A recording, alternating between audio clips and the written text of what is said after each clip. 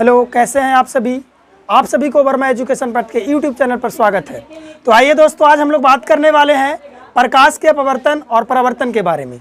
तो पिछले क्लास में हम लोगों ने प्रकाश क्या है इसके बारे में हम लोग डिटेल रूप से जाने थे, और मैं आपको बता दूं, रिवाइज करवा दूं कि प्रकाश एक माध्यम है जिसकी सहायता से हम किसी वस्तु को देख रहे थे या देख सकते हैं। ठीक है, और मैंने आपको बताया था प्रकाश की ड्यूल नेचर होती है, दोहरी गुण प्रवृत्ति होती है ना। एक होती है जिसे हम लोग कणीय गुण बोलते हैं और दूसरा होती है जिसे हम लोग तरंगीय गुण बोलते हैं। मैंने कणीय गुण के बारे में बताया था और तरंगीय गुण के बारे में बताया था। तो आज हम लोग तरंगीय गुण के बारे में अध्ययन करेंगे। और तरंगीय गुण में जो पहला पॉइंट हमने बताया था आपको, वो मैंने बताया था आपको, मैं बता दूं, प्रकाश का परावर्तन। ये आपका प्रकाश का परावर्तन, ये आपका तरंगीय गुण का पहला पॉइंट था। और मैंने आपको बताया था कि तरंगीय गुण के बारे में चर्चा हम लोग करेंगे अगले वीडियो में। तो आज मैं आपके समक्ष उपस्थित हूँ और आप इस चीज़ों को समझने का प्रयास कीजिएगा कि आखिर प्रकाश का परावर्तन है क्या। तो फर्स्ट ऑफ ऑल मैं बता दूँ आपको, प्रकाश, आप तो प्रकाश के बारे में जान चुके हो। दूसरी चीज़ होती है परावर्तन। परावर्तन क्या होती है? तो परा मीन्स होता है टकराना और वर्तन मीन्स होता है लौट जाना। यानी कहने का मतलब, जब प्रकाश किसी चमकीली या चिकनी सतह से टकरा करके वापस उसी पथ में लौट जाती है, जिसे हम लोग कहते हैं प्रकाश का परावर्तन। बातों को समझिएगा। मैं पुनः एक बार बोल दूं कि जब प्रकाश किसी चिकनी या चमकीली सतह से टकराती है और टकरा कर पुनः उसी पथ में वापस लौट जाती है, इसे ही हम लोग कहते हैं प्रकाश का परावर्तन। हाँ, तो परावर्तन करने के लिए आप चाहे तो मिरर से भी परावर्तन करवा सकते हैं, चाहे कॉन्केव मिरर हो या कॉन्वेक्स मिरर हो या फिर समतल दर्पण हो, यानी कि प्लेन मिरर हो। ठीक है, आप प्लेन मिरर भी आप इस पे परावर्तन करवा सकते हैं, कोई इशू नहीं है। ठीक है, तो मैं आपको प्रकाश का परावर्तन का डिफिनेशन लिख देता हूं, आप ध्यान से समझिएगा। लिखेंगे, जब प्रकाश की किरणें किसी चिकनी या चमकीली सतह से टकराकर, इसको मैं मिटा देता हूं, आपको देखने में परेशानी हो रही होगी। चमकीली सतह से टकराकर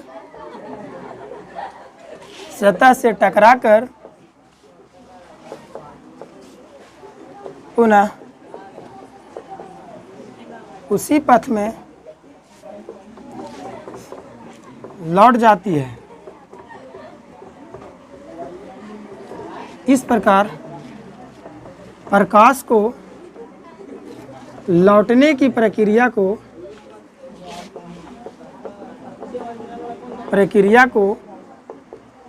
प्रकाश का परावर्तन कहते हैं। आपको समझ में आ रहा होगा प्रकाश का परावर्तन क्या हुआ। इसी में मैं आपको बता दूं, इसका दूसरा डिफिनेशन आप सिंपली कह सकते हैं कि जब प्रकाश की किरणें किसी माध्यम से टकरा करके, किसी माध्यम, आपका दीवार भी हो सकता है, दीवार से भी टकरा कर वापस लौट सकती है प्रकाश। तो वही मैं बोल रहा हूँ कि जब प्रकाश की किरणें किसी माध्यम से टकरा करके और पुनः उसी पथ में वापस लौट जाएगी, तो लौटने की इसी क्रिया को हम लोग कहते हैं प्रकाश का परावर्तन। क्लियर है? ध्वनि का भी परिवर्तन होता है। जैसे कभी ध्वनि का परिवर्तन क्या आपने सुना है? जैसे मैं आपको एक छोटा सा एग्जाम्पल बता दूं, कभी आप कुएं के पास गए हो, अगर गए होंगे तो आप कभी कुएं में मुंह कुएं की तरफ मुंह झाँक कर देख रहे होंगे और किसी का आवाज़ लगा कर देखे होंगे आप।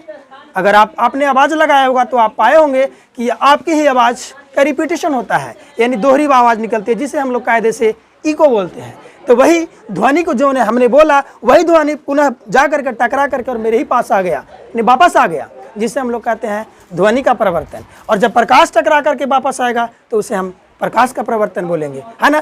तुझे ही मैं उठाकर इधर से फेंक दूं और उधर से आप टकरा कर आ जाओगे तो तुम्हारा परिवर्तन हो जाएगा। आप चीज़ों को समझ सकते हैं। परावर्तन मतलब हुआ टकरा कर और इसी दिशा में वापस लौट जाना। आपको चीज़ समझ में आ रही होगी। अब प्रश्न आता है यहाँ से कि सर, प्रकाश का परावर्तन तो आपने बताया, जरा से इसमें ध्यान दीजिएगा, इसके कुछ नियम होते हैं, है ना। इससे अंग्रेजी में अगर बात करें तो मैं कल ही बात किया था, इसे बोलते हैं रिफ्लेक्शन ऑफ लाइट। तो अब हम लोग इसके बाद बात करने वाले हैं प्रकाश के परावर्तन के नियम। प्रकाश के परावर्तन के नियम, हम लोग परावर्तन के नियम को समझने वाले हैं। इसे बात समझिएगा ध्यान से। परावर्तन के नियम आपके एग्जाम भी उससे काफ़ी इंपॉर्टेंट्स होती है, इसलिए आप इन चीज़ों को ज़रा गौर से देखिएगा। मैं प्रकाश के परावर्तन को बताने से पहले थोड़ा सा मैं आपको बता दूं कि ये जो प्रकाश है वो दर्पण से टकराती है। किससे टकराती है? दर्पण से। किससे टकराती है? दर्पण से। आपको बता दूं दर्पण बना किसका होता है? तो दर्पण का निर्माण लगभग कहा जाता है ग्लूकोज से होता है। किससे होता है? ग्लूकोज से। और इसमें कलई किया हुआ जाता है, कलई किया जाता है दर्पण को, पीछे से पेंट किया रहता है ना, पेंट है ना, जिसे हम लोग कलई कहते हैं। इसका पेंट जो चढ़ा सकते हैं AgBr यानी सिल्वर ब्रोमाइड का, है ना, कलई किया जाता है। आप इसे भी देख सकते हैं। ये दर्पण का कहानी मैं बता रहा हूँ आपको कि दर्पण ग्लूकोज का बना होता है और इसके पीछे जो कलई चढ़ाई जाती है वो AgBr यानी कि सिल्वर ब्रोमाइड का किया जाता है। अब बातें करते हैं दर्पण के बारे में। तो दर्पण होते हैं 3 प्रकार के। एक होते हैं समतल दर्पण, दूसरा होते हैं उत्तल दर्पण और तीसरा होते हैं अवतल दर्पण। ध्यान से समझिएगा। यानी दर्पण 3 प्रकार के, पहला समतल दर्पण, दूसरा उत्तल दर्पण और तीसरा अवतल दर्पण। बात समझ में आ रहा है? तो इन्हीं तीनों दर्पण के बारे में हम लोग बारी बारी से अध्ययन करेंगे। इसको जानने से पहले हमारा जो टॉपिक है यहाँ पे प्रकाश का परावर्तन के नियम, रूल्स ऑफ, है ना, law of light of reflection यानी प्रकाश के परावर्तन के नियम को आज समझते हैं। तो चलिए इसको नियम को समझने के लिए हम आपको एक देखिएगा, यहाँ पे मैं एक समतल दर्पण ड्रा कर रहा हूँ। इस समतल दर्पण के ऊपर से मैं इस तरह से कर रहा हूँ।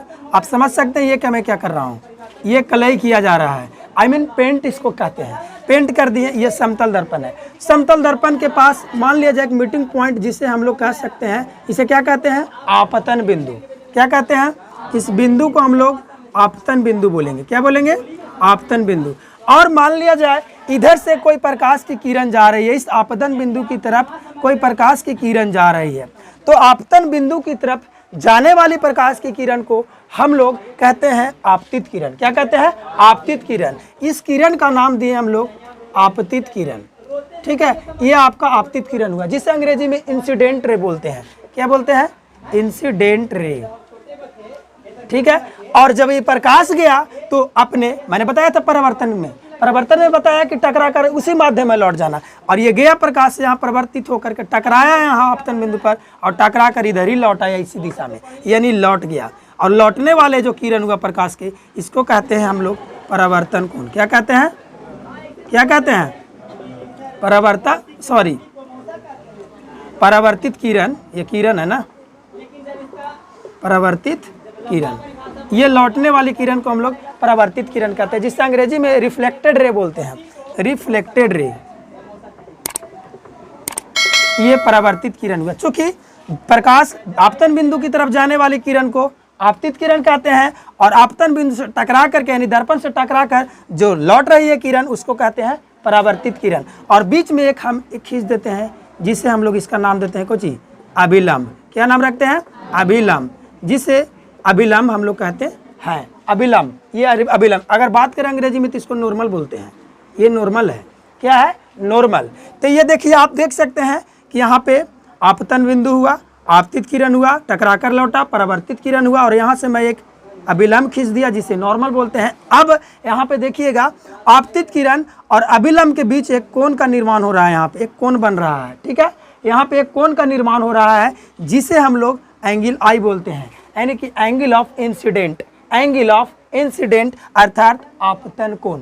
यानी आपतन कोण किसे कहेंगे? तो आपतित किरण और अभिलंब के बीच जो झुकाव उत्पन्न हो रहा है, आप देखिए, आप देख सकते हैं आपतित किरण है और ये अभिलंब है, इसी के बीच जो झुकाव उत्पन्न हो रहा है, इसी को हम लोग कहते हैं आपतन कोण, एंगल ऑफ इंसिडेंट। क्लियर है? और बाकी इधर जो बन रहा है, ये आपका देखिए यहाँ, ये है परावर्तित किरण और ये है अभिलंब। यानी परावर्तित किरण और अभिलंब के बीच जो झुकाव उत्पन्न हो रहा है, इसे कहते हैं हम लोग परावर्तन कोण। क्या कहते हैं? परावर्तन कोण। अंग्रेजी में बोल सकते हैं तो इसे बोल सकते हैं हम लोग, क्या बोल सकते हैं? Angle of reflection. Angle of reflection, यानी एंगल आई और एंगल आर, ये दो आपके कोण बन गए। ठीक है, अब प्रकाश के परावर्तन के नियम यहीं से निकलते हैं। तो प्रकाश के परावर्तन के 2 नियम हैं। प्रकाश के परावर्तन के 2 नियम है, और दोनों नियम इसी में छुपा हुआ है। हम ढूंढने का प्रयास करते हैं। आइए हम लोग, हमारे साथ आप भी ढूंढिए।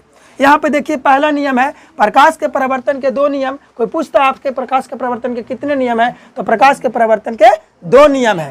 पहला नियम ये है कि देखिए, आपको मैं बता दूं, जैसे ये देखिए ये आपतन बिंदु है और एक ये हुआ, एक ये हुआ और एक ये हुआ। सबका नाम आपको मैं बता दिया कि ये आपतित किरण हुआ, ये परावर्तित किरण हुआ और ये आपका अभिलंब हुआ। तो देखिए तो आपतित किरण, परावर्तित किरण और अभिलंब तीनों एक ही तल में है कि नहीं? एक ही तल में है ना। एक ही तल कहने का मतलब ये जो मीटिंग पॉइंट हुआ, आपतन बिंदु हुआ, इस आपतन बिंदु के ही तरफ सारे लोग हैं। अगर एक ही ताल में ना कहा जाए तो इसको हम ऐसे कर सकते हैं। देखिए आप ध्यान दीजिएगा, यहाँ पे एक बिंदु था, मान लिया आपतित किरण इधर गया, परावर्तित की इधर चल गया, एक अभिलंब इधर से ले आएंगे, तो ये एक ही तल में नहीं हुआ, एक ही तल में है। ये दो ठो एक तल में हुआ, ये अलग तल में है। एक तल कहने का मतलब एक ही ओर, तो मीटिंग पॉइंट की एक ही ओर है। इसीलिए हम लोग कहते हैं कि परावर्तन का पहला नियम होता है कि आपतित किरण, परावर्तित किरण और आपतन बिंदु तीनों एक ही समतल में होते हैं या एक ही तल में होते हैं। ये पहला नियम है। चाहे तो आप इसे नोट कर सकते हैं, राइट डाउन, ठीक है। लिखिए, मैं बोल रहा हूँ, आपतित किरण, परावर्तित किरण तथा आपतन बिंदु से खींचा गया अभिलंब तीनों एक ही समतल में होते हैं या एक ही तल में होते हैं। ये रूल्स आपका नियम पहला कहता है। दूसरा नियम कहता है इसका दूसरा नियम है कि ये जो एंगल आई है और एंगल आर है, यानी आपतन कोण और परावर्तन कोण, यानी एंगल आई बराबर एंगल आर होता है, यानी कि आपतन कोण परावर्तन कोण के बराबर होता है। तो ये आपका दूसरा नियम रहा और पहला नियम आपको बता दिया। आई होप ये वीडियो आपको अच्छे से समझ में आई होगी। अगर समझ में आई होगी तो वीडियो को लाइक, शेयर और कमेंट्स दबा के करें, ठीक है। तब तक की धन्यवाद। Thank you so much watching this video. Okay.